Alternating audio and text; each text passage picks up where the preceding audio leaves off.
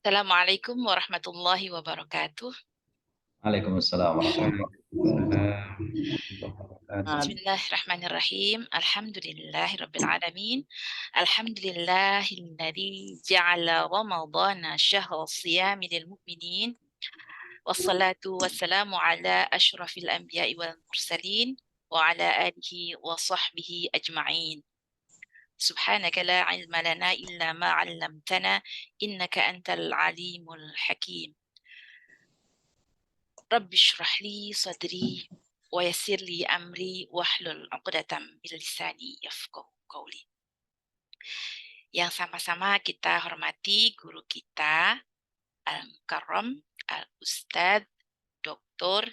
Haji Nasiruddin Khalid MAG yang alhamdulillah sudah bergabung bersama kita. Yang saya sangat hormati seluruh jamaah Yashfa Mata Hati yang insya Allah dimuliakan Allah. Puja dan syukur selalu kita panjatkan kehadirat Allah Subhanahu wa taala. Alhamdulillah pada malam hari ini kita dapat bertemu kembali dalam kajian rutin dua mingguan Yashfa Mata Hati. Salawat serta salam semoga selalu tercurahkan kepada manusia agung Nabi besar Nabi Muhammad sallallahu alaihi wasallam beserta keluarganya, para sahabat, para tabi'in dan orang-orang yang istiqomah menjalankan sunnahnya, dan semoga kita semua kelak mendapatkan syafaat dari Nabi Muhammad sallallahu alaihi wasallam. Amin amin ya Allah ya rabbal alamin. Bapak Ibu sekalian, pada malam hari ini tepatnya tanggal 4 Maret 2023 Masehi jatuh pada tanggal 11 Sya'ban 1444 Hijriah. Insyaallah sebentar lagi kita akan menghadapi bulan yang sangat kita tunggu-tunggu, bulan suci Ramadan. Untuk itu, pada malam hari ini, insya Allah guru kita akan memberikan kepada kita beberapa tips dan beberapa ilmu menjelang masuknya bulan suci ini. Baik, Bapak Ibu sekalian, untuk keberkahan acara pada malam hari ini, mari sama-sama kita buka dengan bacakan Ummul Quran Suratul Fatihah. على هذه النية الفاتحة. أعوذ بالله من الشيطان الرجيم. بسم الله الرحمن الرحيم. الحمد لله رب العالمين الرحمن الرحيم مالك يوم الدين إياك نعبد وإياك نستعين اهدنا الصراط المستقيم صراط الذين أنعمت عليهم غير المغضوب عليهم ولا الضالين. Amin, amin, ya Allah, ya Rabbal Alamin. Baik, Bapak Ibu sekalian, seperti biasa, guru kita nanti akan menyampaikan pembahasannya sekitar sampai dengan jam 9, insya Allah. Nah, apabila nanti di dalam menyampaikan materi, ada beberapa hal-hal yang mungkin ingin diperjelas atau ada yang ingin ditanyakan, silakan Bapak Ibu menyampaikannya di kolom chat. Ya, apabila nanti masih ada waktu, kita akan melanjutkan dengan sesi tanya jawab.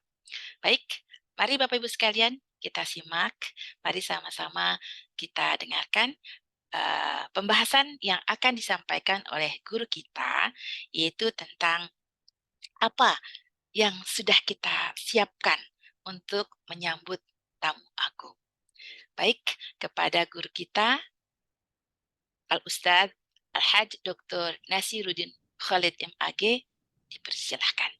Tafadhal maskuran ya Ustadz.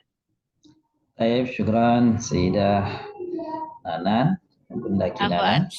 Bismillahirrahmanirrahim. Assalamualaikum warahmatullahi wabarakatuh. Waalaikumsalam warahmatullahi wabarakatuh. Alhamdulillah. Alhamdulillahilladzi an'amana bi ni'matil imani wal islam. Wa farada alaina as-salata was-siyam wa hatha alaina fi'lal khairati wal ihsan. Asyhadu an la ilaha illallah wahdahu la syarika lah. Ilahul alam wa asyhadu anna nabiyyana Muhammadan abduhu wa rasuluhu khairul khalqi fil alam. Allahumma shalli wa sallim wa barik ala sayyidina Muhammadin wa ala alihi wa sahbihi wa sallama tasliman katsira amma ba'd.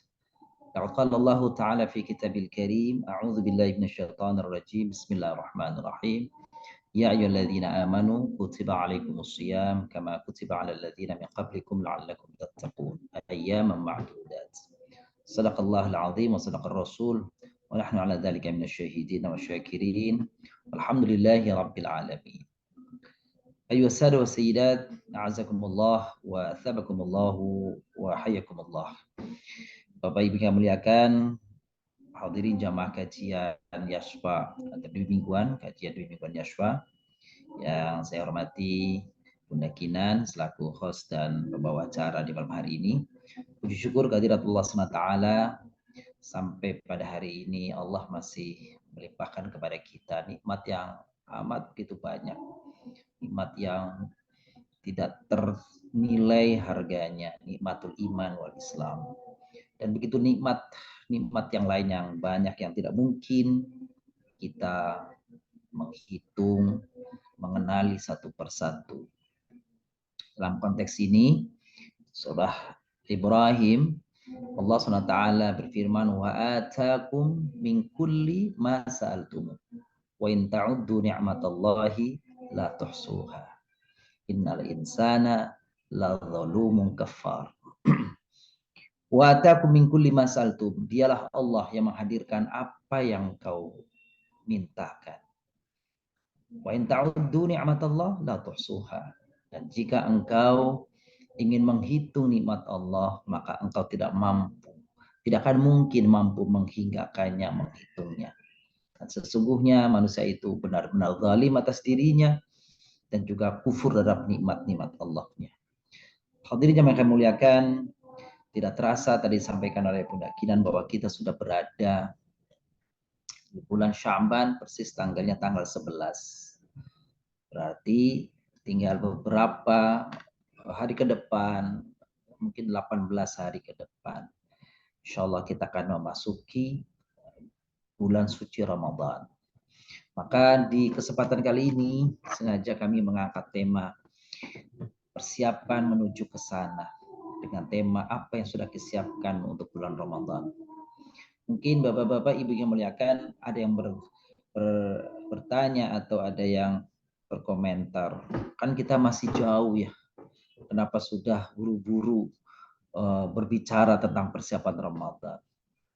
Baik, bapak yang muliakan, kalau kita melihat para salafus saleh, orang-orang soleh di masa yang lalu, di abad-abad awal, abad 1, 2, dan 3 Hijriah, mereka disebut adalah salafus saleh.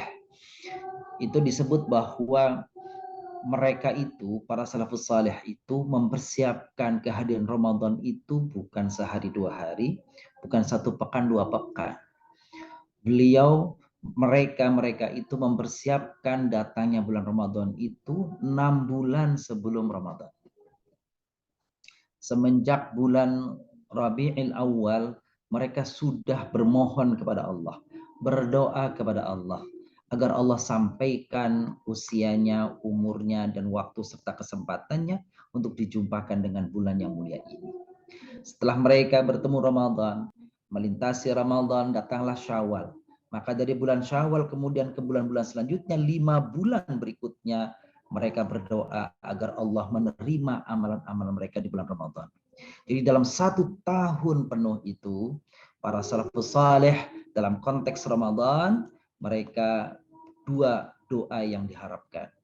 Pertama, ketika menjelang Ramadan, dari bulan Rabiul Awal, 6 bulan sebelum Ramadan datang, mereka bermohon agar kiranya Allah sampaikan usia dan umur mereka di bulan Ramadan. Lalu setelah selesai Ramadan berlalu, dari mulai bulan Syawal sampai bulan Safar, mereka berdoa ayyataqabbala a'malahum fi Ramadan, agar Allah menerima amalan-amalan baik mereka di bulan Ramadan. Jadi dibanding beliau-beliau itu, kalau ini baru 2 minggu lagi mau tiba Ramadan, rasanya sih nggak terlalu lama. Gitu ya, nggak terlalu lama. Dibanding beliau-beliau yang 6 bulan itu, kita kayaknya nggak terlalu lama. Betul bahwa sebagian kita biasanya di hari-hari 1, 2, 3 hari menjelang Ramadan, barulah mereka mengingatkan, menyampaikan, atau apa namanya tarhib. Tarhib. Nah, jadi kata tarhib itu Bapak Ibu muliakan itu pakai huruf H ya. H. Tarhib itu pakai huruf H.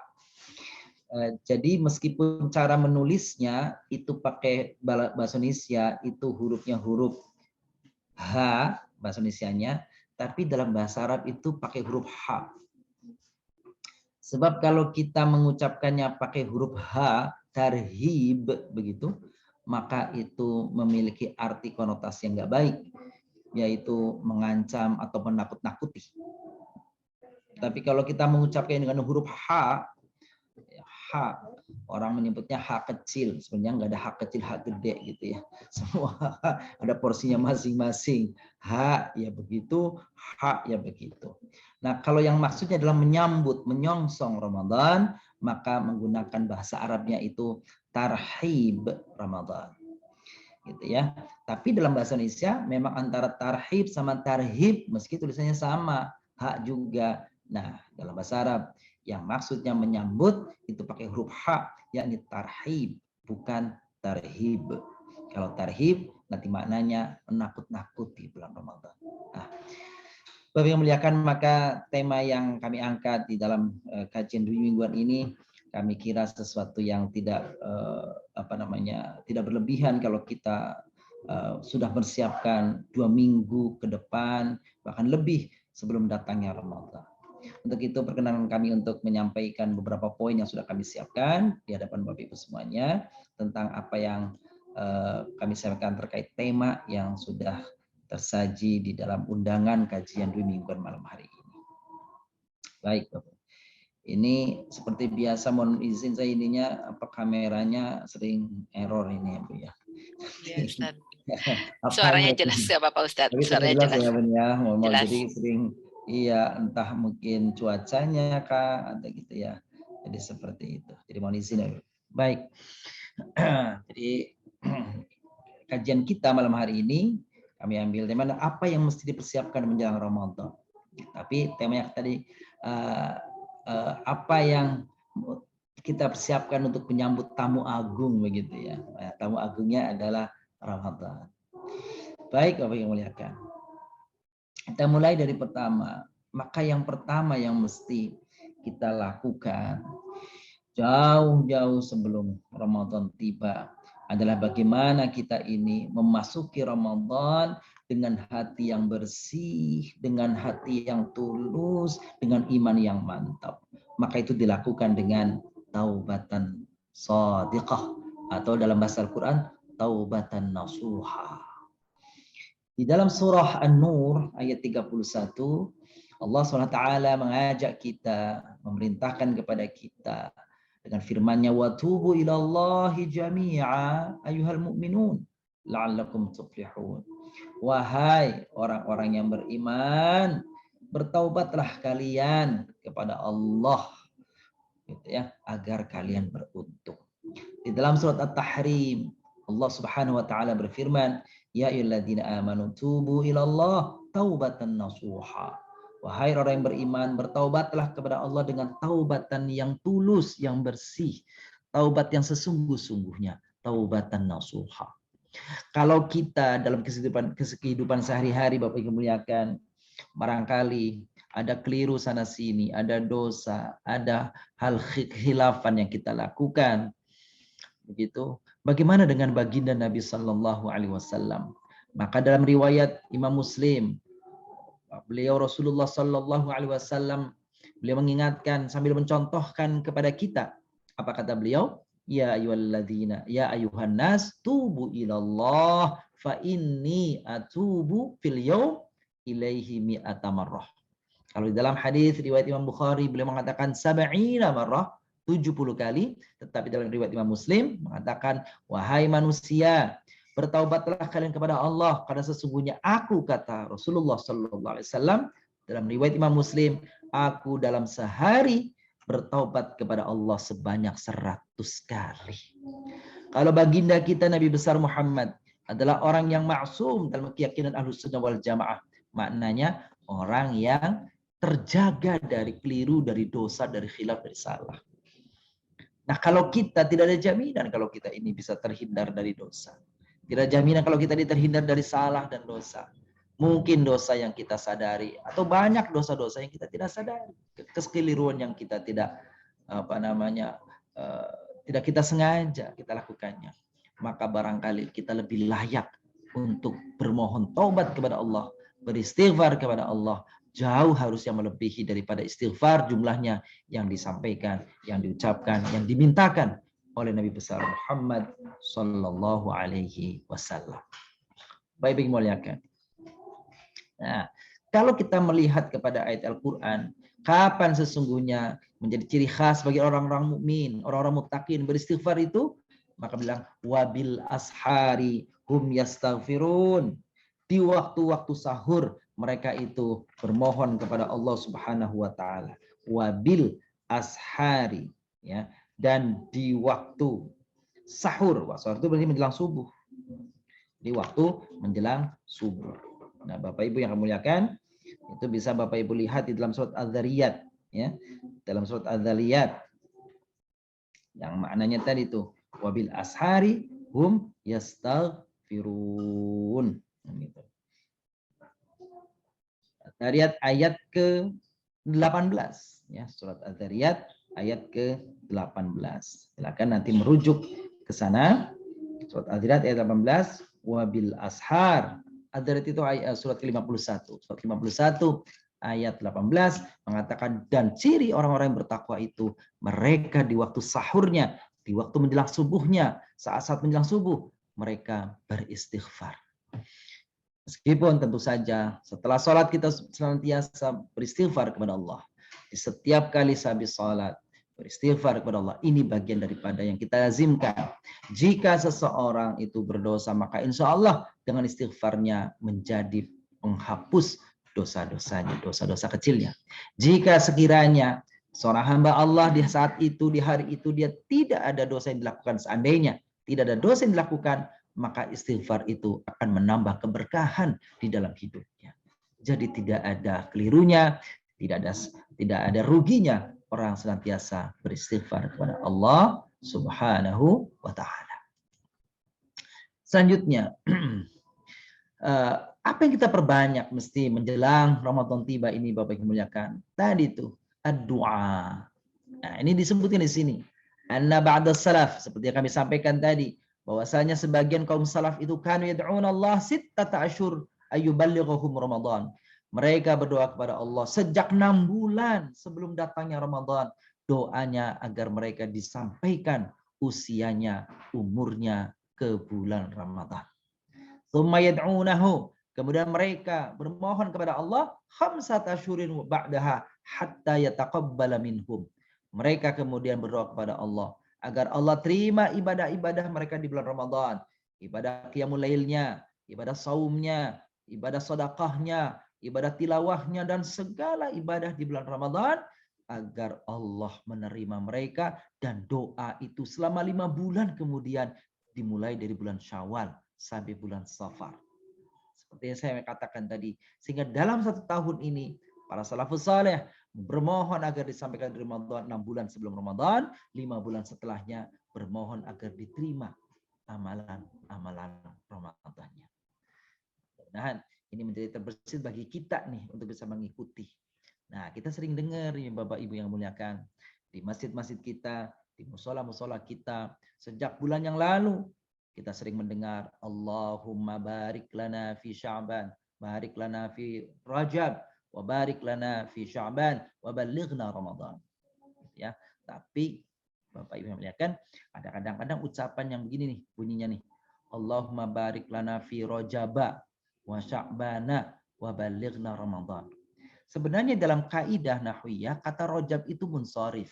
Sehingga yang benar mestinya bunyinya Allahumma barik lana fi rajabin, bukan fi rojaba. Karena rojab itu munsharif. Kalau Ramadan betul, Sya'ban betul, ghairu munsharif. Maka Sya'bana wa balighna Ramadana karena maf'ulun bih. Tapi kalau rojab kan ada fi-nya, majrur, dan rojab itu munsharif. Kalau munsharif berarti fi rojabin, mestinya begitu. Entah karena pengen seni, entah karena pengen supaya kayak puitis begitu, maka bunyi doanya Allahumma barik lana fi rojaba wa sya'bana wa wa balighna Ramadan. Seperti itu. Nah, dalam kajian tinjauan nahwiyah, tinjauan qawaid an-nahwiyah, maka yang lebih pas, yang benar itu Allahumma barik lana fi Rajabin wa Sya'bana wa balighna Ramadan. Agar kelihatannya tidak tampak semuanya, maka boleh diwakafkan. Allahumma barik lana fi Rajab wa Sya'ban wa balighna Ramadan. Maka insya Allah kalau itu aman dari kesalahan. Kenapa? Karena nggak diucapkan bunyinya, kan gitu ya. Jadi karena nggak diucapkan bunyinya, maka lebih aman ujungnya. Aman, pokoknya nggak ketahuan lah. Mansub, majur, pokoknya kelihatan kan gitu. Tapi yang kalau kaidahnya mengatakan yang betul ada rojabin gitu ya. Nah, gitu. Baik, kita lanjutkan.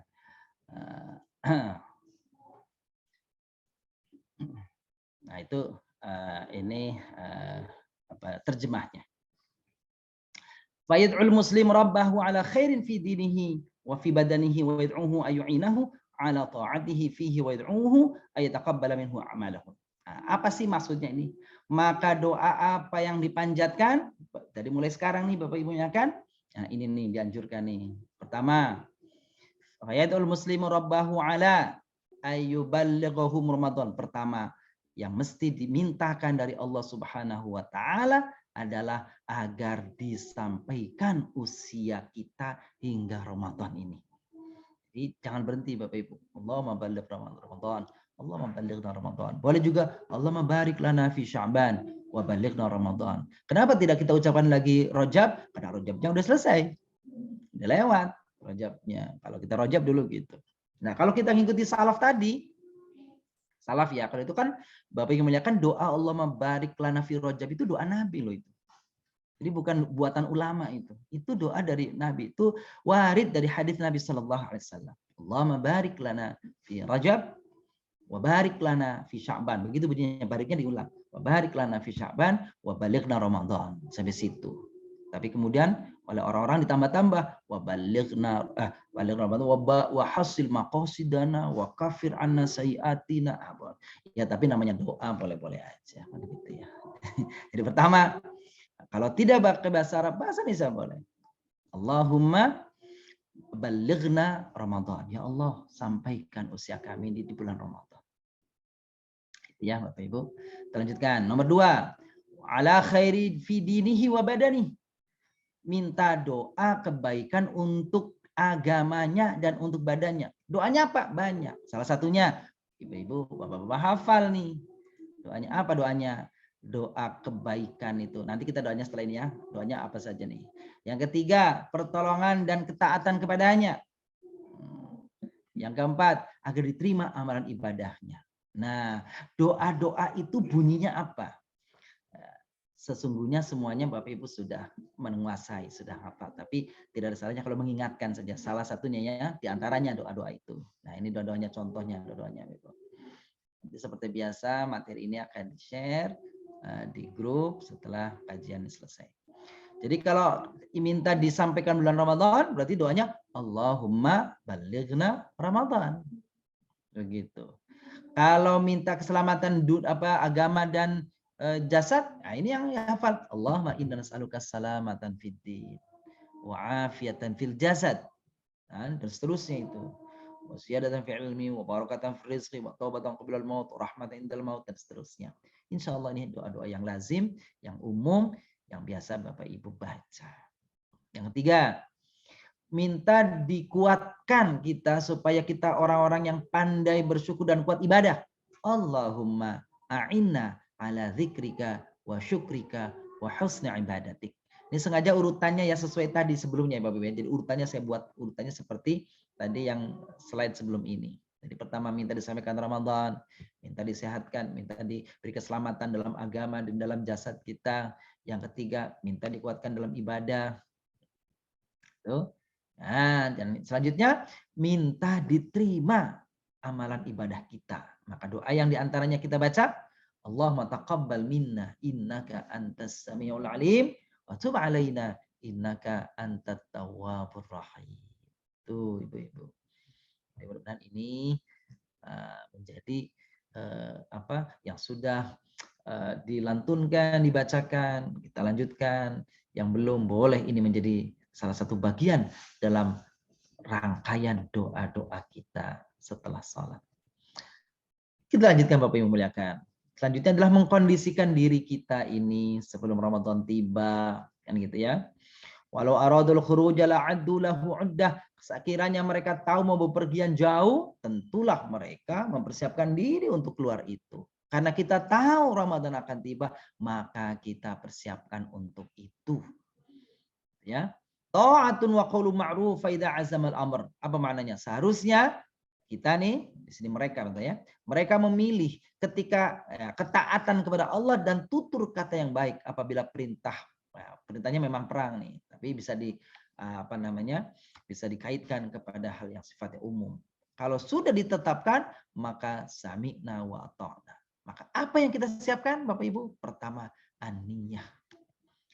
Niat mantap untuk mengisi Ramadan besok, untuk berpuasa full di bulan Ramadan semampu yang bisa kita lakukan. Yang kedua, al-azam, tekad kuat. Dan yang ketiga, al-ikhlas.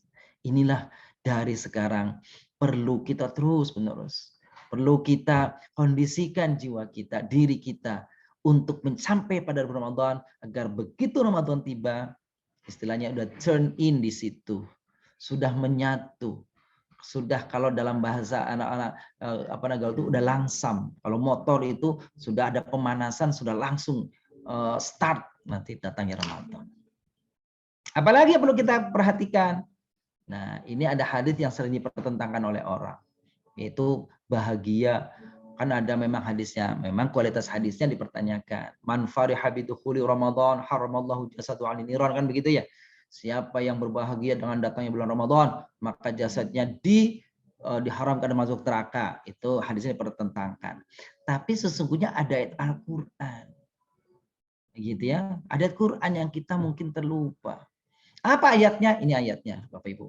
Qul bifadlillah wa birahmatih fabidzalika falyafrahu wa khairu mimma yajma'un. Gitu ya, Bapak Ibu. Lihat ini surat Yunus, surat ke-10 ayat 58. Apa kata Allah? Allah memberitakan kepada Nabi, hai Nabi, bifadlillahi, dengan karunia Allah, wa birahmatihi, dan rahmatnya, fabidzalika, hendaklah, karena itu mereka itu bergembira karena dia lebih baik dari apa yang mereka kumpulkan dalam urusan dunia. Kalau Allah memerintahkan karena rahmat dan karunia Allah itu supaya bergembira, maka Ramadan bukankah itu rahmat yang terbesar bagi kaum mukminin yang di dalamnya bisa kita meraih begitu banyak balasan dan pahala yang dijanjikan oleh Allah Subhanahu wa taala. Bahkan Allah secara khusus menyatakan kullu amal ibni Adam lahu. Seluruh amalan anak Adam, seluruh amalan manusia bagi mereka sendiri, illa saum, kecuali puasa. Wa ana ajzibih, kata Allah, aku sendiri yang akan membalasnya. Karena besarnya, karena luar biasanya ibadah ini. Dan ini rahmat, maka hendaklah, kata Allah, menerima, menyambut rahmat Allah yang namanya Ramadan ini, patutlah bergembira. Jadi kalau kita ragu dengan hadisnya, apakah itu hadis sahih atau hadis yang tidak sahih, hadis dhaif, maka ayatnya jelas. Surah Yunus ayat 58. Kenapa bergembira? Nah, tadi saya jelaskan sudah alasannya ya. Kenapa kita ini bergembira dengan datangnya Ramadan? Karena Ramadan adalah nikmat yang Allah anugerahkan untuk kita, kaum mukminin. Ramadan adalah anugerah Allah bagi seorang muslim. Ramadan adalah musim kebaikan. Setiap orang yang melakukan perbuatan sunnah nilainya seperti perbuatan wajib. Siapa yang melakukan perbuatan wajib maka dilipat gandakan 70 kali lipat. Bukankah ini kebaikan, rahmat, karunia yang besar bagi kaum mukminin? Alladzi tufattahu fihi abwabul jinan, dibukakan pintu-pintu surga, ditutup pintu-pintu neraka. Dan ada satu peristiwa dalam sejarah Islam, apa itu? Perang Badar. Apa? Terjadi peperangan yang menandai kemuliaan agama ini. Pemisah antara hak dan batil, terkalahkannya orang-orang Quraisy. Itu alasan, sebagian alasan kecil mengapa kita bergembira dengan datangnya bulan Ramadan. Baik. Nah, jangan gembira saja. Tapi juga kita perhatikan di Ramadan yang lalu, apakah kita ini punya tanggungan di masa lalu? Mungkin mohon maaf, keluarga kita, Bapak Ibu melihatkan anak-anak kita, anak putri kita, adik-adik kita yang barangkali di Ramadan lalu ada uzur syar'i yang belum ditunaikan, maka bulan Sya'ban ini kesempatannya. Untuk apa? Untuk menyelesaikan. Bukankah Aisyah radhiyallahu anha beliau mengatakan, kana yakunu alayya shaum, saya punya tanggungan puasa min Ramadan di bulan Ramadan yang lalu. Fama astati an aqdiyahu illa fi Sya'ban. Tapi aku tidak bisa menjalaninya atau tidak bisa membayarnya illa fi Sya'ban, kecuali di bulan Sya'ban ini. Tuh, jadi Sya'ban ini diingatkan adik-adik kita di dalam keluarga, anak kita, nah, masih adakah tanggungan, masih adakah hutang ya tahun lalu yang masih tersisa, kesempatan Sya'ban ini untuk menyelesaikannya. Qala al-Hafidz Ibnu Hajar rahimahullah, berkatalah Ibnu Hajar al-Asqalani, wa yukhadhu min harsiha ala dzalika fi Sya'ban annahu la yajuz ta'khirul qada hatta yadkhul Ramadan akhir. Jadi Ramadan akhir. Maksudnya kata Ibnu Hajar, ini penyebutan ini untuk menunjukkan bahwasanya harus punya tekad kuat, jangan sampai di Sya'ban ini menyanyiakan sehingga tanggungan atau hutang puasa di bulan Ramadan tahun lalu sampai tersisa, datangnya Ramadan tidak juga selesai. Sampai harus Ramadan yang akan datang membayarnya. Karena ada konsekuensi hukumnya. Jadi kalau masih ada mungkin bapak-bapak yang tahun lalu karena mudik di jalan kemudian misalnya berbuka lupa belum membayar, kesempatan Ramadan ini sebelum datangnya Ramadan yang akan datang ini, maka kesempatan untuk membayar. Baik. Nah, kita juga perlu mengenang saja, mengingatkan kembali Bapak Ibu hukum-hukum yang terkait dengan puasa gitu ya. Ini hal yang biasa sesungguhnya, tidak ada yang unik, tidak ada yang baru karena ini sudah biasa. Rukun puasanya ada niat. Yang kedua, menjaga diri dari hal yang dapat membatalkan puasa, itu aja. Ingat niatnya sebelum kumandang azan subuh. Kalau waktu imsak boleh, karena imsak itu sesungguhnya belum waktu mulai. Imsak yang hakiki itu azan subuh. Arti imsak itu apa? Menahan diri. Berhenti dari segala aktivitas yang tadi makan dan minum tadi, imsak itu namanya. Kapan? Ya waktu azan subuh. Tapi supaya hati-hati jangan sampai terabas, jangan sampai keterlambat, maka kemudian pakai ada waktu ikhtiyati namanya. Waktu kehati-hatian. Apa? 10 menit sebelum subuh sudah masuk disebut waktu imsak. Jadi waktu imsak yang dikenal di Indonesia ini sesungguhnya masih boleh orang itu sahur, masih boleh orang itu minum, karena hakikat imsak yang sesungguhnya adalah waktu azan subuh. Gitu Bapak Ibu. Kita lanjut. Nah, amalan sunnah apa yang perlu kita persiapkan dari sekarang? Ilmunya supaya tahu, supaya apa? Supaya yang sunnah-sunnah tadi, yang saya katakan kalau orang melakukan amalan sunnah, maka nilainya seperti amalan wajib di bulan selain Ramadan. Pertama, menyegerakan berbuka puasa. Tuh, buka puasanya segera. Kalau sudah waktunya tiba, langsung. Lalu mengakhirkan sahur. Kapan jaraknya antara akhir sahur sama subuh itu? Kalau kita mengikuti tradisi Nabi, maka antara selesainya Nabi SAW bersahur dengan waktu subuh, Anas bin Malik mengatakan kira-kira membaca ayat Quran sebanyak 50 ayat. Menurut saya kira-kira 15 menit sebelum azan subuh baru selesai. Gitu. Jadi mendekat-dekat subuh. Itunya itu apa namanya sahurnya. Gimana kalau sahurnya saat saya habis sholat tarawih? Ya boleh aja, tapi nggak dapat sunnah mentakhirkan sahur. Habis nanti malam mau bangun males itu, enakan tidur langsung blak langsung subuh kan gitu. Ya boleh, tapi kalau pengen dapat pahala sunnahnya bersahur di akhir, maka apa namanya akhirkan sahurnya Bapak Ibu. Ya. Jadi itu yang anjurannya begitu tuh. Kita lanjutkan. Berdoa sebelum berbuka.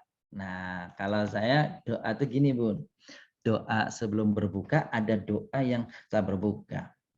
Jadi kalau doa itu sebelum berbuka itu ya boleh saja mengatakan Allahumma lakasumtu wa bika amantu wa ala rizqika aftartu. Begitu. Terus berbuka. Nah, begitu selesai minum, 1 2 tegukan atau makan ini, terus doa lagi. Wabtallatil uruqu wa thabatal ajru insyaallah. Itu doa yang dibaca Nabi. Apa arti wabtalatil uruq? Ini tenggorokan ini dzahabadz dhama'u wabtalatil uruq wa thabatal ajru insyaallah. Dzahabadz dhama', ya Allah aku sudah minum seteguk 2 teguk atau 3 teguk ini. Maka sirnalah semua haus, rasa hausku. Wabtalatil uruq, basah sudah apa ini tenggorokanku. Wa thabatal ajru, semoga pahalanya mantap, langgeng, kekal sampai nanti di akhirat. Tuh gitu. Jadi kalau gitu jangan berdoa wabtalatil uruq wa thabal ajru, dhabahu dhama wabtalal uruq wa thabatal ajru sebelum berbuka. Ya kan masih kering. Kerongkong aja masih kering. Dibilang zahabat dhama, dia masih aus. Meskipun es di depannya, sirup di depannya, tapi kan belum masuk ke tenggorokan. Jadi tenggorokannya masih kering. Nah, kapan membaca wabtalatil uruq? Setelah ada sesuatu yang masuk di dalam tenggorokan kita. Tabatal ajru, semoga pahalanya langgeng, tetap gitu kan saudara. Gitu ya Bapak Ibu ya. Oh. Ya, katanya nggak usah baca doa bismillah aja, takut kelamaan. Iya, itu juga boleh. Sayang gitu ya. Sayang. Nah, sebelum oh iya nih sedikit Bapak. Sebelum berbuka itu waktu yang mustajab. Sebelum berdoa, waktu yang mustajab. Maka sebelum berbuka itu, Bapak Ibu kan, itu perbanyaklah doa. Doa yang biasa kita dengar dari orang tua kita dulu. Asyhadu an la ilaha illallah, astaghfirullah, as'alukal jannata wa a'udzubika minan nar. Kan gitu ya, diucap 3 kali. Allahumma innaka afuun tuhibbul afwa fa'fu anni. Kalau sendiri ya. Allahumma innaka afuun tuhibbul afwa fa'fu anna. Gitu. Boleh tambahin ya karim, boleh.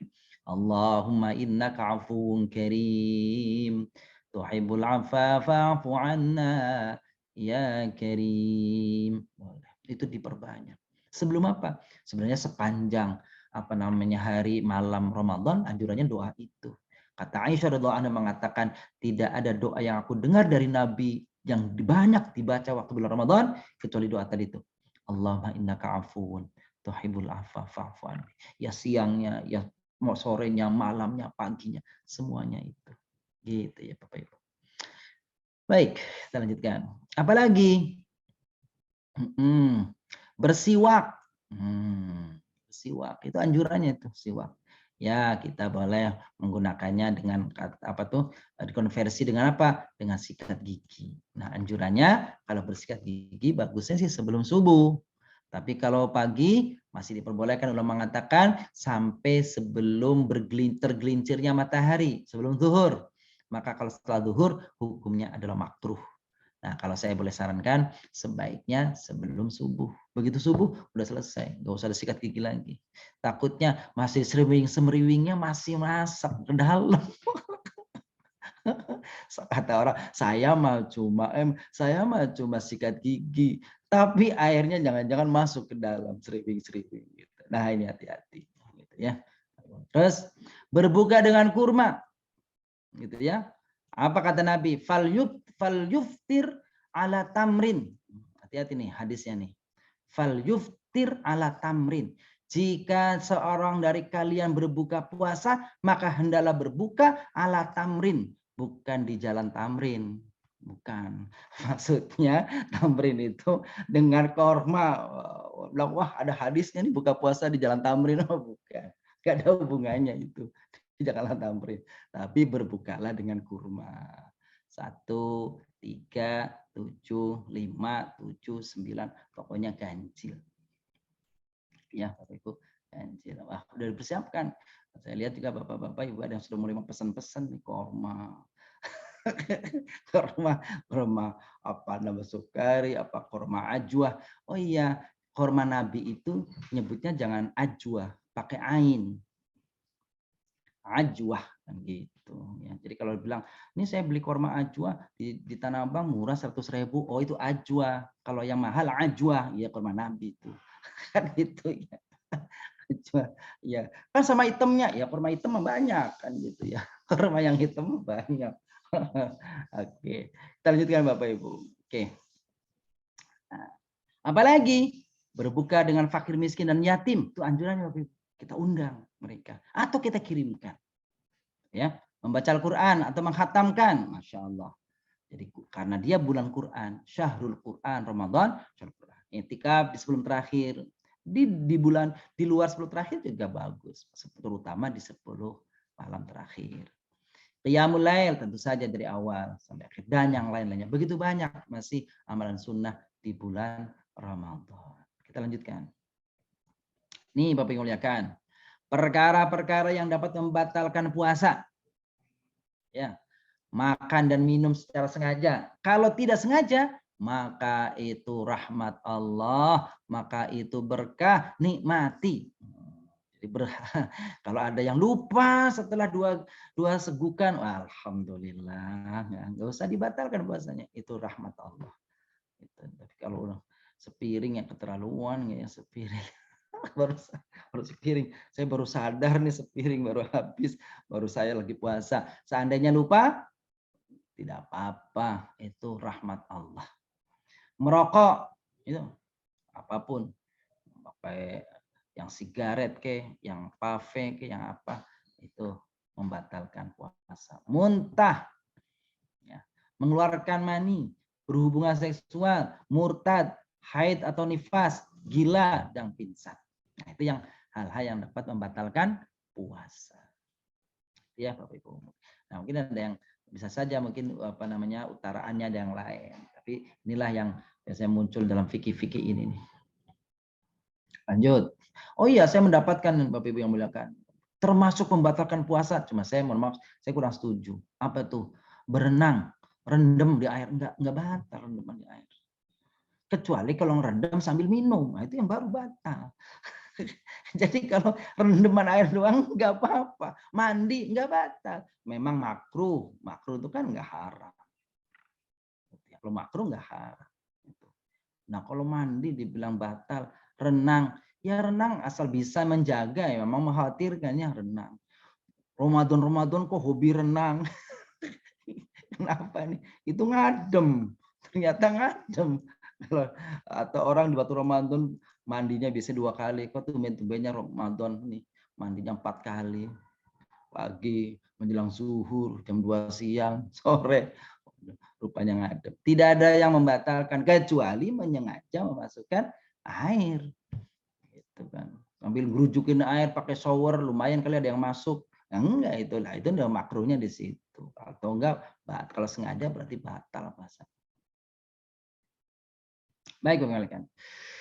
Bekali diri dengan ilmu yang lengkap di menjelang Ramadan ini. Syarat menunaikan ibadah puasa sehat, tidak dalam keadaan sakit. Sakit dalam artian sakit yang menjadikan orang berbahaya kalau puasa.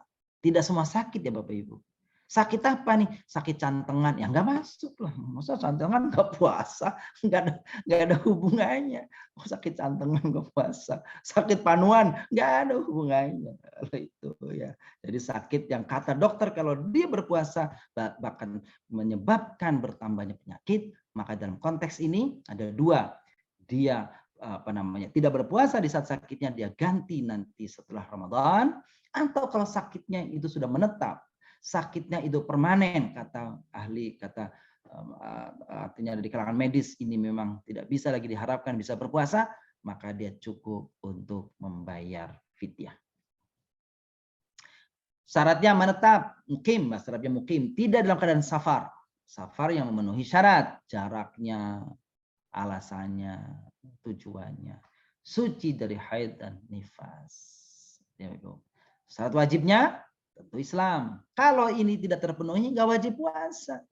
Pertama Islam, bukan Muslim, nggak wajib puasa. Balik, belum balik, anak-anak nggak wajib puasa. Apalagi akal, ya, tidak gila. Kalau gila nggak wajib puasa.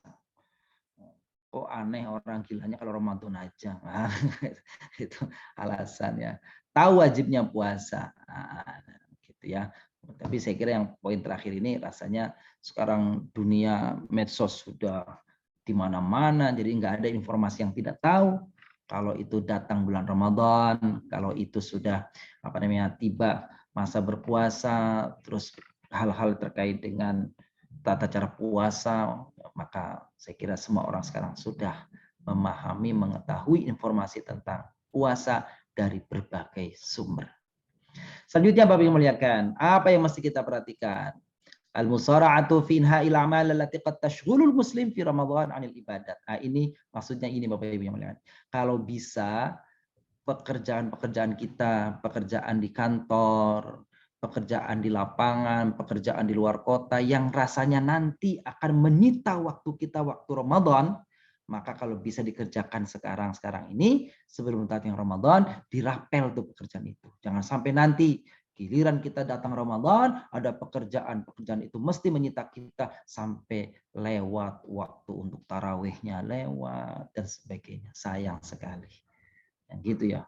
Waktu untuk baca Qur'annya terlewat. Kenapa? Karena kesibukan kantor. Betul, pekerjaan itu juga ibadah. Tetapi ada pilihannya. Ada ibadah yang lebih diunggulkan di waktu bulan Ramadan. Yang lain, misalnya tilawatul Qur'an dan yang lainnya. Baik, al-julus ma'ahlil bait min zaujatin wa aulad li ikhbarihim bi ahkamis siyam wa tasyyi'is sighar 'ala siyam. Nah, ini bagus biasanya dilakukan oleh ibu-ibu, bapak-bapak yang akan memuliakan. Apa nih? Ngeriung, ngundang anggota keluarga kumpul, misalnya kumpul di rumah kakek nih, kumpul di rumah bapak, anak-anaknya kumpul. Nah, sebaiknya dilakukan sekian hari sebelum Ramadan, seminggu sebelum Ramadan. Ada sebagian yang melakukan itu, kapan waktunya? Pas di hari terakhir nanti malam mau tarawih, baru kumpul habis asar. Ngumpulnya habis asar, makan-makan, sehingga apa? Tarawih pertamanya kelewatan. Gara-gara apa? Gara-gara ngumpul dan sebagainya. Ya sebenarnya itu pilihan ya. Kenapa bagi kebanyakan? Kita perlu mengkondisikan keluarga kita. Lihat surah Ar-Ra'd ayat 22. Walladzina sabaru ibtigha wajhi rabbihim wa aqamus salata wa anfaqu mimma razaqnahum sirran wa alaniyatan yadra'una bil hasanati sayyi'ah. Ulaika lahum uqbad. Di ujungnya nih kalimatnya nih. Jannatu adni yadkhulunaha wa man salaha min abaihim wa azwajihim wa dzurriyyatihim wal malaikatu yadkhuluna alaihim min kulli bab. Ini yang penting. Apa itu? Ada surga Aden yang disiapkan oleh Allah yang akan dimasuki oleh orang-orang yang soleh. Bersama siapa? Bersama bapak-bapak mereka. Bersama pasangan-pasangan mereka. Ya suami, ya istri. Wa dzurriyyatihim, anak-anak kita masuk beramai-ramai, masuk bersama-sama. Kita pingin masuk surganya seluruh anggota keluarga kita, anggota keluarga besar kita masuk bersama-sama dengan keluarga. Kenapa? Karena waktu di dunia diingatkan, diajak bersama-sama. Jangan dibiarkan anak kita, biarin saja nggak puasa, biarin saja nggak ibadah, biarin saja nggak sholat. Kenapa? Kan kita pingin nanti masuk surganya bersama-sama. Indahnya masuk surga bersama keluarga kita semuanya. Masya Allah. Dan ketiga itu, wal malaikatu yadkhuluna alaihim min kulli bab. Kemudian malaikat, ya. Malaikat masuk ke tempat mereka dari berbagai pintu. Untuk apa? Mengucapkan selamat. Menyambut mereka. Nah itu dia. Subhanallah. Mari kita ajak keluarga kita. Anak-anak cucu kita. Bahkan kakek-kakek, nenek-nenek akan mengatakan kepada anak-anaknya, nah, cu, kalau tahun ini bisa full puasanya, nanti nenek kasih hadiah. Boleh. Gak mesti cuma yang bisa nyebutin ikan-ikan doang yang dapat sepeda. Enggak. Kita juga yang puasanya tuntas juga boleh dapat hadiah. Ya, tapi hadiah yang mendidik. gitu ya. Hadiah yang mendidik, yang memberikan motivasi supaya ibadah mereka semangat, tapi bukan karena loh saya kan mau dapat sepeda, bukan karena itu, atau saya kan mau dapat hadiah ini. Itu hanya sarana memotivasi anak-anak kita. Bapak Ibu yang perlu siapkan di rumah, persiapkan buku-buku Islam untuk banyak dibaca nanti. Ya, sebelum ini cari buku untuk bahan bacaan kita. Bisa tafsir, bisa hadis, bisa buku-buku populer. Untuk apa? Menambah apa? Menambah pengetahuan keagamaan kita. Ini di bulan Ramadan ini. Nah, apalagi sebelum itu. Sekarang pembiasaan di bulan Ramadan. Nah, ini perlu nih pembiasaan di bulan Ramadan. Ta'widul badan. Famin as-sabi taqlil ta'am li'ta'il mu'maidati fursatan liraha wa yata'in nafsi fursatan lit-ta'ah. Apa mana ini? Perlu pembiasaan sebelum datangnya bulan Ramadan. Apa itu? Menyedikitkan mengkonsumsi makanan. Makanannya mulai sedikit-sedikit. Persiapan Ramadan. Mulai puasa bagus. Kalau ada puasa nih, puasa di bulan Sya'ban ini, kalau Bapak Ibu masih ada kesempatan yang mau, besok nih, hari ini kan 11 ya, berarti besok Senin 12, jadi Senin ya, Senin, Selasa, Rabu, Ayyamul Bid. Atau hari Senin, hari Kamis juga boleh. Nah itu bagian untuk persiapan. Istilahnya warming up-nya itu tuh. Baik. Jadi terkait dengan puasa Sya'ban, itu Rasulullah SAW menurut riwayatnya Aisyah, Aisyah mengatakan tidak ada bulan yang puasa sunnahnya banyak kecuali bulan Sya'ban. Tidak ada Rasulullah SAW berpuasa yang paling banyak puasa sunnahnya kecuali bulan itu adalah bulan Sya'ban. Gitu ya. Dan ternyata bulan Sya'ban ini sekarang ini. Kata Nabi, "Dzalika syahrun yaghfulun nasu anhu baina Rajabin wa Ramadan." Tuh, baina Rajabin tuh ya Bapak Ibu ya. Tuh kan dia majrur tuh kan. Baina Rajabin. Ini hadis nih. Wa huwa syahrun turfa'u fihi al-a'malu ila rabbil alamin. Fa uhibbu ay yurfa'a amali wa ana shaim. Ini kata Nabi. Apa artinya? Itulah hari, maksudnya bulan Sya'ban maksudnya, yang banyak dilupakan manusia, yaitu bulan antara Rajab dan Ramadan. Bulan itu adalah bulan diangkatnya amal perbuatan kita dalam setahun kepada Allah Subhanahu wa taala. Fa uhibbu, kata Nabi, maka aku pengen waktu amalanku dilaporkan kepada Allah, aku dalam keadaan berpuasa. Masya Allah. Yang lainnya nih hadis-hadisnya juga ada nih ya. Oke, lanjutkan Bapak Ibu. Ini utama bulan Sya'ban.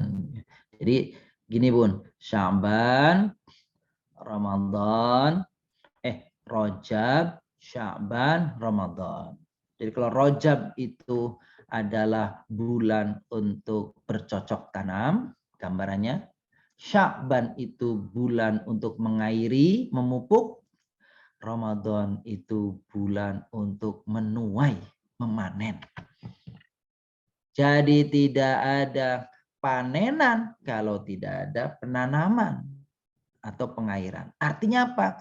Artinya ayo di bulan Rajab sudah lewat, Sya'ban kita persiapkan agar Ramadan besok betul-betul kita menuai hasil yang maksimal dalam perkara ibadah kita di bulan Ramadan. Masya Allah. Ya. Dan hal ini terakhir yang kita sampaikan, yang perlu kita siapkan Bapak yang muliakan di bulan Ramadan ini adalah qiraatul Quran. Berkata Salamah bin Kuhail, apa kata beliau? Bulan Sya'ban disebut dengan bulan para qari. Tuh, ya. Qari di situ maksudnya adalah orang-orang yang baca Quran, ya kita semua. Bukan qari dalam pemahaman bahasa Indonesia yang artinya orang yang lagunya bagus, itu juga iya. Tapi qari dalam artian umum apa? Orang yang membaca Al-Quran. Bulan Sya'ban itu bulannya para qari. Mereka gigih, mereka membaca Al-Quran. Persiapan Ramadan, begitu masuk Ramadan, lebih gigih lagi. Nah, Wa kana Amr bin Qais, ada tokoh namanya Amr bin Qais, ya. Idza dakhala syahra Sya'ban, kalau memasuki bulan Sya'ban, apa yang dilakukan oleh Amr bin Qais? Amr bin Qais aghlaqa hanutahu wa tafarraga liqira'atil Qur'an. Ternyata Umar bin Qais ini menutup tokonya di bulan Sya'ban karena ingin fokus dalam membaca Al-Qur'an. Kita sih nggak gitu dah, ngurangin aja dah jam bukanya. Kalau ditutup repot ini. Tutup, wow itu mata pencarian. Tapi artinya apa? Ngurangin aja deh. Kurangin yang biasanya misalnya 10 jam, ya 8 jam, 6 jam. Kan gitu. Kira-kira seperti itu. Inilah Bapak yang muliakan, barangkali hal-hal yang dengan itu mudah-mudahan kita tercerahkan kembali harapannya ya. Kita mau termotivasi lagi diri kita ini supaya apa? Bisa mempersiapkan Ramadan yang akan kita temui di beberapa hari ke depan, 2 pekan ke depan ini, insya Allah dalam keadaan siap jisman waruhan. Jasmani kita siap, ruhani kita siap, mental kita siap untuk bisa mengisi Ramadan tahun ini dengan yang lebih baik lagi. Alhamdulillahirabbil alamin. Terima kasih Bunda Kinan, Bapak Ibu yang muliakan. Alhamdulillah, Masya Allah. Terima kasih kami ucapkan kepada guru kita, Al-Mukarram, Al-Ustadz Al-Hajj Dr. Nasiruddin Khalid, MAG atas paparannya, Masya Allah. Walaupun agak sedikit terlewat ya Ustadz beberapa bulan yang lalu, tapi alhamdulillah masih ada lagi beberapa hari ke depan untuk kita mengerjakan amalan-amalan yang tadi disampaikan oleh Ustadz. Baik Ustadz, sebelum kita lihat di kolom chat belum ada yang menyampaikan pertanyaan, saya izin sebentar untuk mengucapkan sedikit terima kasih kepada para jamaah ya Ustadz ya. Baik, Bapak Ibu sekalian, kami dari Yashfa mengucapkan terima kasih yang sebesar-besarnya atas donasi, baik berupa materi atau berupa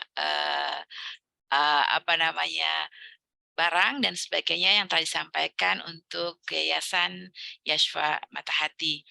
Semoga yang dikirimkan ke rekening BSI nomor 9983081130. Semoga jariah yang disampaikan dan amal yang telah dititipkan kepada yayasan dapat diterima oleh Allah Subhanahu wa taala dan mendapatkan pahala yang sebesar-besarnya serta mendapatkan catatan kebaikan di yaumil akhir nanti. Amin amin ya Allah ya rabbal alamin. Ya. Baik Ustadz, mungkin ada yang ingin disampaikan Ustadz? Ya, betul. Jadi kalau masalah mungkin bahasan kita siang malam ini disampaikan sesungguhnya tidak ada yang baru ya Bapak Ibu. Jadi momennya hanya untuk menyegarkan saja. Jadi saya kira bukan perkara yang perlu didalami lagi semuanya. Bapak Ibu bahkan mungkin lebih luas bahasanya. Tapi momen ini kami ambil sebagai momen untuk ayo kita persiapannya berarti lebih cepat lagi, start persiapannya lebih awal lagi. Yang pertama, yang kedua, tadi makasih sebagaimana yang disampaikan oleh Bunda Kinan, Bapak Ibu semuliakan, dan nanti kegiatan Ramadan barangkali karena ini subhanallah setelah sekian tahun ya, semasa pandemi LBI kini libur, gitu ya, LBI libur, dan saya dapat informasi LBI untuk program reguler ini akan masuk persis menjelang Ramadan. Masuknya menjelang Ramadan. Jadi nggak tahu kenapa itu. Jadi kemarin-kemarin ditunggu-tungguin nggak masuk-masuk kan gitu. Begitu informasi kapan? Kayaknya sekitar kalau tidak perubahan tanggal 18 Ramadan. Berarti Bapak muliakan sudah ada banyak yang menyampaikan ke kami. Saat ini Yasfa mengaji dan mengkaji kan akan selalu hadir setiap pagi gitu ya. Nah ini kami tidak bisa menjamin Bapak Ibu. Karena saya akan lihat nanti. Karena ternyata yang dulu LBIQ-nya online. Kalau online kan saya gampang jam 8 start online, sebelum itu bisa ngaji di rumah kan gitu bersama Bapak Ibu online kan maksudnya gitu. Nah, kalau sekarang LBQ-nya masuk, jadi saya belum bisa memastikan apakah nanti ada pagi ya, yang pagi itu kajian Yashfa mengaji dan mengkaji, karena itu dulu startnya itu di bulan Ramadan. Jadi Yashfa mengaji dan mengkaji yang sekarang sampai surat Ar-Ra'd itu kalau tidak salah, itu dulu startnya di bulan Ramadan. 2 tahun lalu ya Bapak Ibu. Tapi nanti kami akan lihat bersama tim manajemen Yashfa, Tadabbur Quran, apakah nanti ada di waktu malam. Di waktu malam itu bisa kita lakukan meskipun tidak full begitu, beberapa hari nanti yang dalam sepekan itu hari apa insya Allah nanti akan kami tinjau waktunya. Dan juga ada masukan ke kami, kalau biasanya dulu kami 10 full malam terakhir itu untuk kajian gitu, ada juga yang menyatakan, Ustadz kalau malam nggak Injil itu kami kayaknya pengen langsung di masjid. Nah kan gitu ya, jadi mungkin itu pertimbangan itu untuk yang 10 hari terakhir nanti di akhir kita nih, mungkin kami akan ambilnya malam-malam genapnya gitu ya, malam-malam genapnya, supaya tidak Bapak Ibu, supaya tidak terpecah fokusnya yang pengen dari mulai Isya itikaf sampai subuh, jadi tidak terganggu untuk kegiatan dengan kegiatan kajian Yashfa di 10 malam terakhir. Mungkin itu informasi Ramadan, meskipun masih lama ya. Dan ini Bapak Ibu kan ini kajian sementara, kajian terakhir sebelum Ramadan ya. Ini kajian terakhir sebelum Iya. Ramadan. Jadi sementara tawakuf. Pada tawakufnya juga iya, ada tawakufnya juga ya. Jadi ada di pas Jumat akan datang dan sebagainya ada kegiatan. Jadi ini kita manfaatkan ini untuk kegiatan online-nya Yashfa. Untuk sementara ini adalah kegiatan terakhir sebelum Ramadan. Insya Allah nanti di Ramadan kita akan mulai lagi dengan kajian-kajian yang nanti akan disampaikan di grup kita. Insya Insya Allah. Itu Allah. Bunda Kinan dan Bapak Ibu memuliakan. Iya, baik, Ustaz. Alhamdulillah ya. Alhamdulillah. Insya Iya. Allah. Semoga semuanya bisa terlaksana. Amin. Ya Allah ya Amin, Rabbal amin, amin, Alamin. amin, amin. Iya, iya Ustadz. Ini kebetulan sudah ada Ibu Ika yang ingin Iya. bertanya di kolom chat ini Ustadz. Iya, boleh. Ibu Ika bertanya, apa di bulan Ramadan nanti sebaiknya kita taraweh di masjid setiap malam atau qiyamul lail sendirian aja di rumah? Lalu 10 hari terakhir berusaha itikaf di masjid. Itu Ustaz, apa itu di masjid aja atau di rumah? Kemudian mengenai taubatan nasuha, apa disunahkan melakukan sholat taubat? Sholat Iya. taubat Ustaz. Baik. Terima kasih Bu Ika. Subhanallah, pertanyaan luar biasa. Kalau dikatakan apakah kita nanti tarawihnya di rumah saja atau di masjid, kalau saya pertama membedakan pertama antara bapak-bapak dan ibu-ibu. Itu pertama gitu ya. Ibu-ibunya membedakan antara yang masih remaja sama yang sudah lewat remaja. Kan gitu ya. Remaja kan gitu ya. Terus kemudian membedakan antara tempat yang kondusif dan tidak kondusif. Jadi artinya apa? Artinya melihat situasi.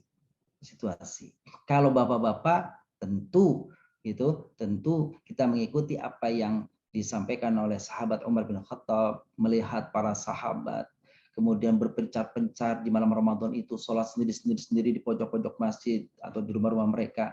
Maka pada masa Sayyidina Umar bin Khattab, beliau punya kebijakan mengumpulkan para sahabat lalu kemudian bersolat tarawih di masjid berjamaah. Jadi yang punya andil di dalam mengawali sholat tarawih berjamaah itu adalah sahabat Umar bin Khattab.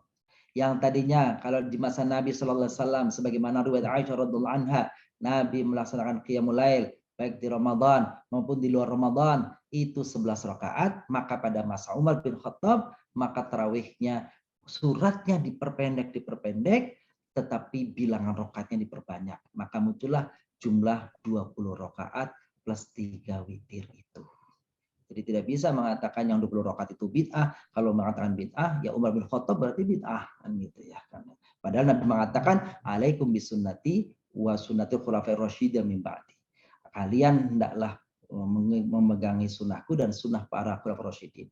Dan itu sholat sunnah. Kalau ibu bapak misalnya Bisa, karena di dalam kitab Siyam ada buku tentang serial As-Siyam yang diterbitkan oleh Lajnah di Saudi itu, ternyata sholat Qiyamul Lail atau sholat tarawih di bulan Ramadan itu ada yang 11 sama witir, ada 23, ada yang 43. Begitu. Apalagi dulu ada sejarah mengatakan dulu di Mekah itu orang itu sholat tarawih setiap salat diselingi dengan tawaf. Masya Allah. Tuh Bapak Ibu, kalau dilalui tawaf kayak apa lamanya? Kan gitu ya. Nah, artinya kembali kepada masing-masing. Toh nilainya tetap sunnah. Mau 8 rakaat plus witir boleh. Mau 20 plus 3 witir boleh. Kan gitu. Mau lebih daripada itu dengan ditambah qiyamul lailnya juga boleh. Jadi kalau konteks qiyamul lail itu biasa dalam benak kita itu adalah sholat malam setelah tidur. Tahajud itu setelah tidur. Kalau tarawih yang kita pahami adalah sholat setelah sholat isya. Bapak-bapak, ibu-ibu memuliakan, kalau misalnya kita mau sholat qiyamul lail nanti, mau tahajud nanti malam di waktu Ramadan, padahal kita sholat tarawih, maka dianjurkan ketika tarawih tidak menutupnya dengan witir. Supaya nanti malam, begitu mau qiyamul lail, ya langsung saja qiyamul lail dan ditutup dengan witir. Kenapa? Karena Nabi SAW mengatakan, ij'alu akhir salatikum witran. Jadikanlah akhir salatmu adalah witir, yaitu ganjil. Tapi jika Bapak Ibu sudah melaksanakan witir di awal, sebagaimana sahabat Abu Hurairah mengatakan, ausani khalili bitalatin, kekasihku menasihatiku 3 hal, yaitu salat witir sebelum tidur. Maka kalau Bapak Ibu telah melaksanakan sholat witir sebelum tidur, setelah tarawih, maka untuk qiyamul lail nanti malam tidak perlu lagi menutupnya dengan witir. Witirnya sudah tadi. Begitu. Nah, adapun perempuan, tadi saya lihat Ibu ya. Jadi Nabi mengatakan jangan cegah wanita-wanitamu untuk ke masjid. Dalam konteks ini yang kira-kira tidak menghadirkan fitnah bencana bagi mereka. Kalau jalannya aman, tempatnya nyaman, tidak ada fitnah di perjalanan dan pulang baliknya tidak ada yang disangsikan, maka diperbolehkan sholat berjamaah di masjid. Seandainya di rumah boleh juga, nggak apa-apa. Begitu kira-kira dari saya. Iya Ustadz. Satu lagi yang ditanyakan Ibu Ika tadi Ustadz, mengenai taubatan nasuha itu. Oh iya betul. Apakah disunatkan untuk melakukan sholat taubat? Tidak harus ya. Tapi kalau dibilang sunnah ya betul. Sunnah boleh dilakukan sholat sunnah taubat. Niatnya kalau sholat sunnahnya kan sama. Niatnya sebagai taubatan, sebagai niat untuk taubat kepada Allah. Tapi tidak secara spesifik niat sholat taubat. Tapi sholat sunnah biasa ketika di sujud terakhir perbanyaklah di situ bermohon ampun kepada Allah Subhanahu wa taala. Makasih. Oh iya, ya baik. Ya semoga dapat diterima oleh Bu Ika ya. Kemudian ini lagi Ustadz, dalam menjelang ke Ramadan itu ada banyak ibadah-ibadah di bulan Sya'ban. Salah satunya ada banyak kita mendengar tentang ibadah nisfu Sya'ban. Nah ini ada yang ditanyakan oleh Ibu Anissa, Ustadz, Rasulullah ada beberapa malam, kata Rasulullah, ada beberapa malam yang jika berdoa tidak ditolak. Salah satunya adalah malam nisfu Sya'ban. Nah, yang saya mau tanyakan, malam nisfu Sya'ban itu sebenarnya tanggal berapa Sya'ban, Ustaz? Itu yang ditanyakan tanggal berapa Sya'bannya sih, Ustaz? Iya, mungkin dapat dilengkapi. Ya kalau nisfu berarti pertengahan. Kalau nisfu pertengahan, berarti tanggal 15. Tanggal 15. Udah tanggal 15 besok kira-kira dalam hitungan saya itu malam Rabu. Malam Selasa, malam Rabu.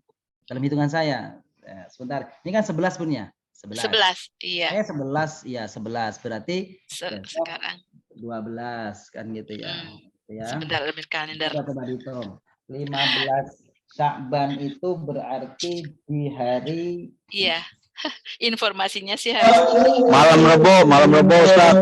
Iya, Selasa malam Rabu, iya. Iya, malam Rabu. Informasinya begitu. Selasa malam Rabu tanggal.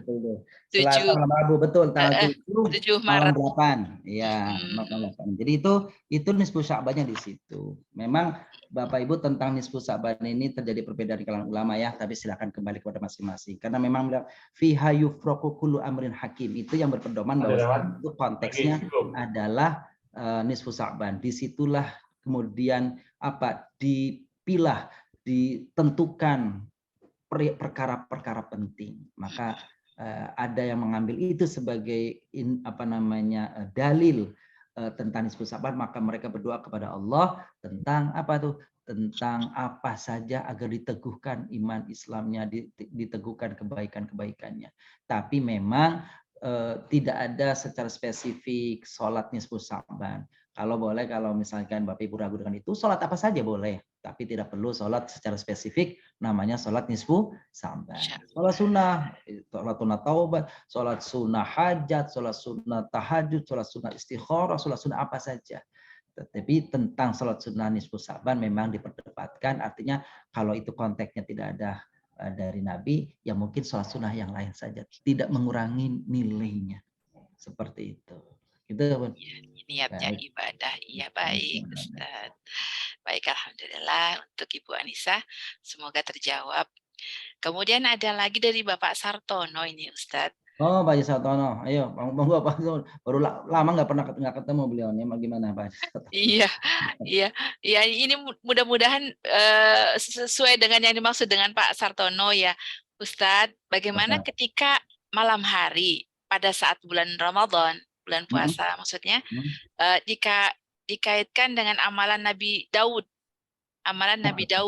tidur setengah malam, lalu bangun di sepertiga malam dan tidur seperenamnya. Mungkin barangkali Pak Sartono bisa menjelaskan kalau memang saya salah menerima ininya ya, pertanyaannya. Ya, kan memang gini. Ditanya puasa terbaik adalah puasanya Nabi Daud, kan gitu ya. Dan juga salatnya Nabi Daud. Nah, salat itu tadi tuh disebutkan, yang itu kan ada haditsnya memang. Tidur seperenamnya, bangun lagi sekiannya, daripada susah-susah ngitung-ngitungnya bapak-bapak, ibu-ibu gitu. Tapi kalau bisa melakukan boleh. Prinsipnya kalau di dalam Islam, nisfahu dalam surat Al-Muzammil, inna rabbaka ya'lamu annaka taqumu adna min thulutsai laili, 2/3 malam, au nisfahu, setengahnya, au thulutsahu, atau sepertiganya. Jadi pilihannya itu kalau di dalam ayat Quran surat Al-Muzammil ayat terakhir ya. Jadi bangun malam itu apa? 2/3 malam, atau setengah malam, atau sepertiga malam. Mana yang dipilih? Monggo. Silakan saja mana yang menurut keleluasaan Bapak Ibu yang kami muliakan untuk bisa mengambilnya. Tapi kalau malam terakhir, 10 terakhir, justru sebaiknya yang nggak tidur malam. Di 10 hari terakhir dianjurkan justru tidak tidur. Tapi kalaupun tidur, ya nggak masalah juga. Bangun jam 1 malam untuk yang mulai sampai pagi. Sampai subuh maksudnya, sampai menjelang subuh. Demikian. Mohon maaf itu yang mungkin bisa berbagi. Iya. Ada tambahan lagi Ustaz. Gimana? Tambahan.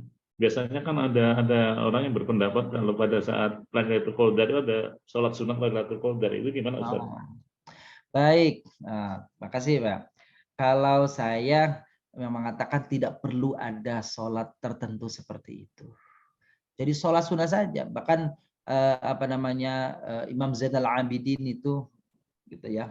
Kalau ini kan hitungan, kalau rasional kita nggak mungkin ya. Tapi ya begitulah disebutkan.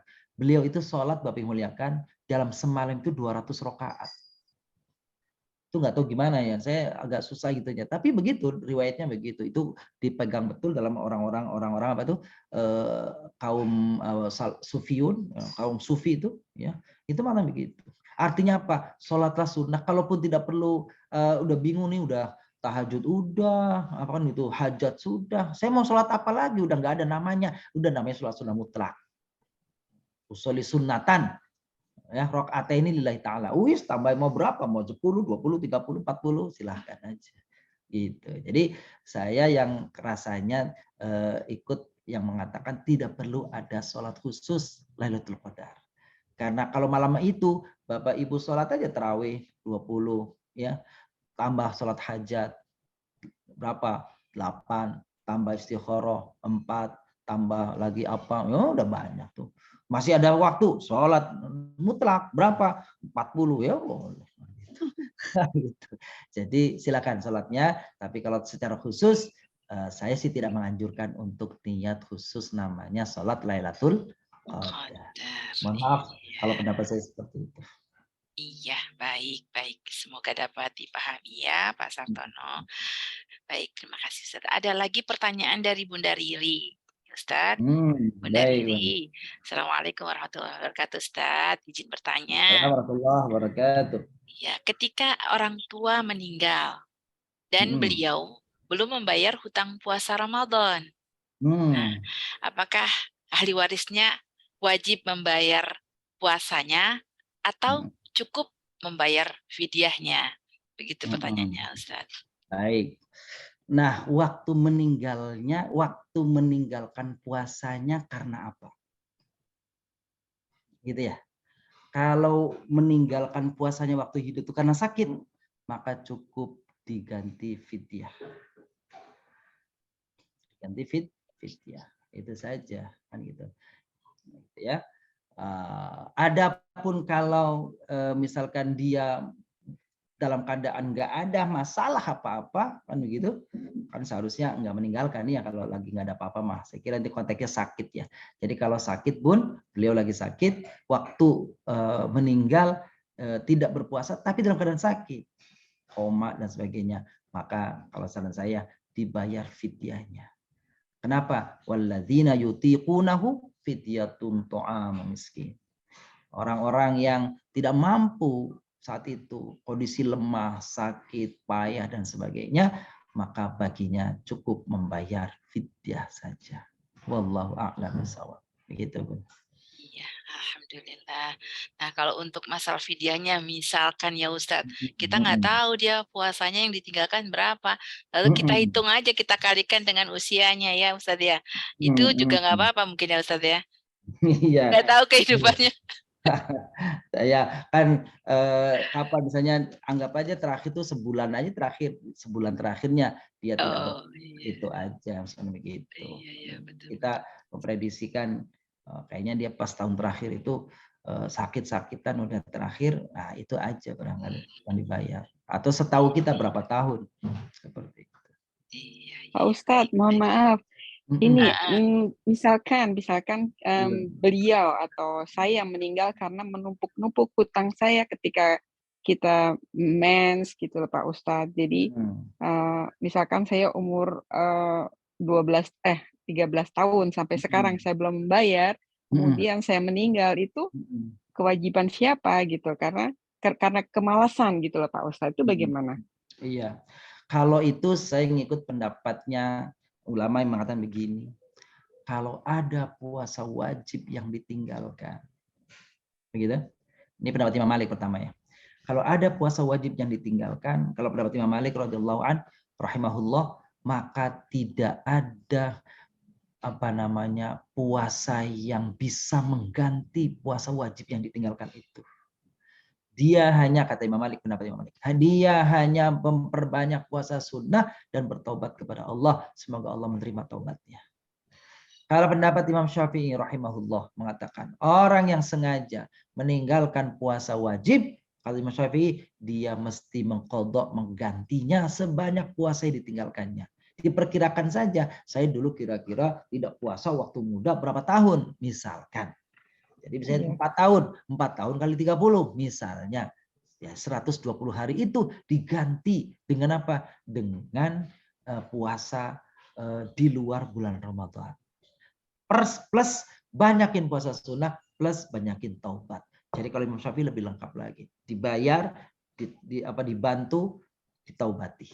Nah, gitu. Kalau Imam Malik tidak ada pengganti. 1 hari puasa yang dibatalkan tanpa uzur itu, sepanjang masa dia berpuasa tidak cukup mengganti 1 hari yang dibatalkan karena sengaja itu. Na'udzubillah min dzalik. Masya Allah. Gitu Bun. Mudah-mudahan taubat kita diterima dan ikhtiar kita untuk mengganti puasa itu diterima oleh Allah Subhanahu wa taala. Amin. Terima kasih Pak Ustaz. Ya Allah, ya Rabbal Alamin. Baik, terima kasih banyak Ustadz. Alhamdulillah waktu juga sudah cukup Alhamdulillah. mulai sudah Makasih masuk Bapak Ibu jam semuanya. 9.10 ya. Baik, terima kasih banyak atas segala ilmu yang disampaikan. Semoga dengan pertanyaan-pertanyaan dari jamaah sekalian, semoga mendapatkan manfaat bagi kita semua ya, dan semoga kita juga dapat mengamalkannya nanti pada saat menjelang bulan Ramadan ini. Ya, baik. Ustadz, untuk melengkapi cara kita malam hari ini, untuk keberkahannya kami mohonkan untuk memimpin doa untuk kami semua. Terima kasih. Baik, Bun, mari kita bacakan Fatihah pertama untuk orang tua kita yang sudah mendahului kita. Semoga Allah ampuni segala dosa-dosanya. Allah lipat gandakan segala kebaikannya. Allah tempatkan di alam barzakh di tempat terbaiknya, mendapatkan rahmat dan rezeki Allah yang banyak, yang berkah, yang langgeng. Untuk anak-anak kita, keluarga kita, semoga Allah anugerahi keberkahan dalam rumah tangga, agar sakinah, mawaddah, warahmah, dikuatkan iman Islamnya, dikuatkan tubuhnya, hatinya untuk bisa beribadah dengan sebaik-baiknya kepada Allah. Dan juga Al-Fatihah untuk bapak-bapak, ibu-ibu, para donatur kami, Yayasan Yashfa. Semoga Allah memberkahi apa yang telah diberikan dan memberkahi apa yang ditinggalkan. Dan Allah berikan keberkahan bagi kita semuanya. Bitilkaniyah Al-Fatihah. A'udzubillahi minasyaitonirrajim. Bismillahirrahmanirrahim. Alhamdulillahirabbil alamin. Arrahmanirrahim. Maliki Iyyaka na'budu wa iyyaka nasta'in. Ihdinas siratal mustaqim. Siratal ladzina an'amta 'alaihim ghairil maghdubi 'alaihim waladdallin. Astaghfirullahalazim. Astaghfirullahalazim. Astaghfirullahalazim min kulli dhanbin 'adzim.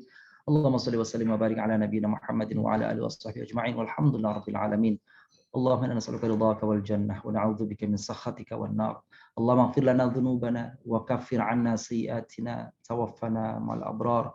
اللهم بلغنا رمضان. اللهم بارك لنا في شعبان وبلغنا رمضان. اللهم بارك لنا في شعبان وبلغنا رمضان وحصل مقاصدنا وكفر عنا سيئاتنا وتوفنا مع الابرار برحمتك يا ذا الجلال والاكرام. اللهم آت انفسنا تقواها وزكها أنت خير من زكاها أنت وليها ومولاها. رحمن يا رحيم اغفر لنا ذنوبنا إننا ظلمنا أنفسنا وإن لم تغفر لنا وترحمنا لنكونن من الخاسرين. ربنا آتنا في الدنيا حسنة وفي الآخرة حسنة وقنا عذاب النار. سبحان ربك رب العزة عما يصفون والسلام على المرسلين والحمد لله رب العالمين. Terima kasih Bapak Ibu yang muliakan. Mohon maaf atas kekurangan yang kami sampaikan pada pertemuan kali ini. Kami silakan kembalikan kepada Bunda Kinan. Fadhali Bun. Amin, amin ya Allah ya Rabbal Alamin.